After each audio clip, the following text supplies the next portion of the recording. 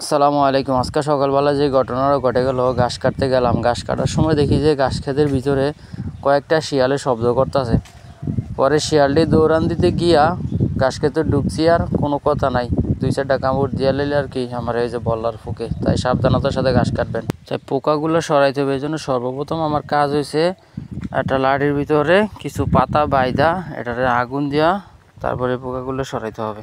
এই বল্লার বাসাটা বেশি একটা বড় না, কিন্তু তারপরও 20-30টা পোকা এখানে আছে। অবশেষে আমি এটা ভাঙার পর এটা দিয়ে নাকি মাছ ধরন যায়, দেখি মাছ ধরা যায়। ধরার ধৈর্য আমার খুব কম, মাছ আমার দেখলে এমনিই পলায়। তাই কতক্ষণ ট্রাই করলাম, দেখলাম মাছ পাই না, তাই চলে গেলাম। আজকে আবহাওয়া যেহেতু মেঘলা, তাই কয়টা নারকেল ফিটা বানানোর সিদ্ধান্ত নিয়েছিলাম। নারকেল ঠিকই পারলাম, কয়টা কাইটা কুইটা ভাজভুজ করলাম।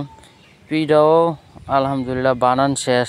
আপনাদেরকে আমি দেখাই কি ফিডা বানাইলাম এবং ফিডাটি বানাইয়া এটির কই নিয়ে খাইলাম, এই জিনিসটি আপনাদের সাথে একটু শেয়ার করব। ফিডাটি বানাইতে মোটামুটি ঘন্টাখানেক সময় লাগছে। এর ফাঁকে এক বড় ভাই ফোন দিছে, ওনার নাকি বাজারে কিছু কাজ আছে।